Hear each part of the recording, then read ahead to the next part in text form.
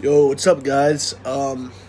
So I'm here for a review for the new project from Metro Boomin, make it boom, boom. Metro Boomin, make it boom, boom. Yeah, he dropped a new project. So say hey to the turkeys. Sorry by the way, yeah, I sound sick. I've had the flu this past whole week. I can still kind of sound, as you can tell, I still sound not that great. So, just, yeah. So if you hear me cough or, sound not too great, that's probably why. Yeah. So the new project from Metro. So this is his well, yeah. Well, no. This is his follow-up release from the last project he dropped in 2018. Yeah, 2018. Not all heroes wear capes. And he's kind of going with that same theme, like the superhero, the villain type stuff, the comic book characters. By the way, the promo was incredible. This promo was incredible. The trailer was incredible. He had Morgan Freeman. Like he had like the trailer was great. By the way, the comic book characters, the promo, like the comic book characters to reveal the features was incredible. Just the whole promo was great. Now going to the project itself. Oh, and the cover was fire too. But going into the project itself, so the project itself was still really good. The project itself was great. Sorry, the project itself was great. From the first, there were a couple songs that were like but for the majority of the time, the project was good. And with starting off the first track, John Legend, like that track was just so like cinematic. It was so cinematic. It was just so it was an intro track though for sure. Like telling the project, and John Legend sounded great. Like John Legend always sounds. There's sometimes he can be kind of corny though, but it's fine. But then you go into the second track with the of Future. That shit sounded like some shit straight out of 2015 and 2016. Like that song with Future, like that sounded like that really brought me back. Like hearing that song, like that second track with Future, like just the way the beat came in and the hard hit, the hard like 808s, the with that same kind of sound from Future, that really brought me back to 2015. Like that really did. It was really cool to like hear that, because I kind of feel like trap has kind of gotten away from that whole sound, like that cool like 2015 2016 type trap sound. And so I kind of feel like it's kind of gotten away, but by hearing that's cool though. And on that same song, you had to change to Chris, to Chris Brown. Chris Brown that's cool. The third track, you had Don Tolliver, and Don Tolliver was on the track. So like 3 or 4 tracks, I think, and same for Don Tolliver. Yeah, Don Tolliver. He was on like 3 or 4 tracks, and he sounded, I feel like with Don Tolliver, he can take you to a whole new space. You know what I'm saying? But the way and here's something I realized throughout this whole project too. I feel like he had that same trap, 808 type thing going on, but he also really tried to combine elements of like EDM and because certain tracks, like, yeah, he had that same, trap sound, but he also tried to combine like elements, of EDM and just, yeah, just that's kind of something I realized. And he also had a theme going on with, the whole hero and villain shit. Like with Don Toliver's song, Don Toliver kind of felt more like a hero, and the future kind of came in, and he felt more like a villain. But then the track, then the fourth track with Travis, that track was probably not my favorite track on the album. Like Travis sounded cool on it. Just the thing with Travis Scott though, for me now, is I feel like Travis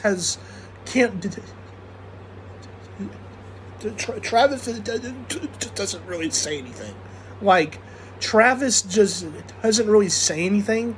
Like, so he doesn't have like, he just like, it's kind of like, yeah, like the tone of his voice sounds good on songs. It's just, I feel like he doesn't say much, and it's kind of hard to the exact same thing constantly from Travis. Just kind of, it's kind of like gets kind of old after a while. So I've kind of felt that way about Travis for a long time now. But yeah, but that track was that track was cool. Then track 5 with 21 Savage and with 21 Savage and his cousin. That track was hard. That track was hard. That's probably my second favorite track on the whole project. Like that track, just the way it dropped and came in, the hard hitting 808, that's the atmosphere that 21 created, and just the way he came in was hard. Then track 6 was Trance with Travis and Thug. Now here's where I'm trying to say that, yeah, he had that same trap sound throughout the album, the same shit, but he also tried to incorporate like EDM sounds, and I would say some song like Trance really shows that. Like, like the way you can kind of hear in the background some like EDM styles with Travis, and and same for Thug too. Like just the way they combined on that Outlets track, that's really good. And every time Travis and Thug hit on a song together, that always sounds good. So, like, pick up the phone, see, it's iPhone, like, yeah. So, then you get into track 7, with Don Toliver, like, sounding like what Don Toliver sounds like. It's a cool song, sounding like what Don Toliver sounds like. But the way just, and the way Metro just, comes into each track, and just this project here really shows how he incorporates, like, how he is one of the best producers. This project here felt a lot more cinematic. It felt a lot more composed. It felt a lot more focused than this last project. And he, it just felt a lot more like composed. And I feel like he has truly now solidified himself as one of the best of all time. Like, seriously. And you get it. Then the tracks all kind of from track 6 on, or track 7 on, the tracks all kind of did start to sound the same. but the tracks still are cool. But it just, no tracks really after that really sounded great. But except for one,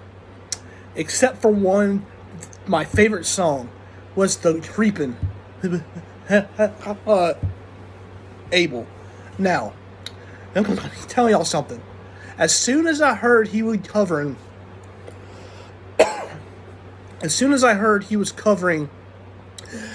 I don't wanna know if you playing me. I don't wanna, like, dude. Excuse me. As soon as I heard he was covering that shit, I lost it. I was like, I have not heard that song in forever, and that song is great.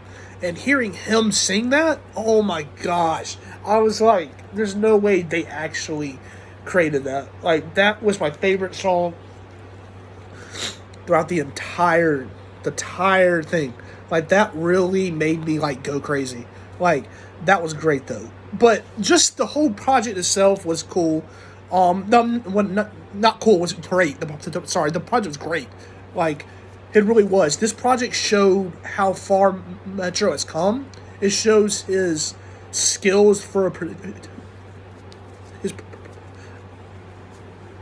it shows his skills. It shows his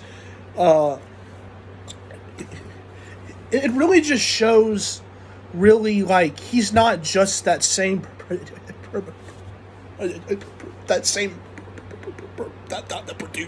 that same producer from 2015, 2016. He's just not anymore. And he really has grown. And, oh, and by the way, the ASAP track was great, by the way. Probably my third track, too, that I really enjoyed with Akoff. That track was great. The way that Akoff spelled that alphabet was great. R.I.P. But yeah, man, the project itself was great. Just, it sounded good. The cohesiveness, just the whole way the project flowed, just the way it really started from the opening track to the last. And yeah, that's really it, guys. That's really all I have to say. Just the way overall it flowed, just the way it was cohesive, and yeah, just, it was a great project, great follow project. So yeah, guys, that's really all I have to say. So thank you guys so much for watching. Please subscribe, like, and share, all of that. Say goodbye to the turkeys, and I'll see you guys soon. Goodbye.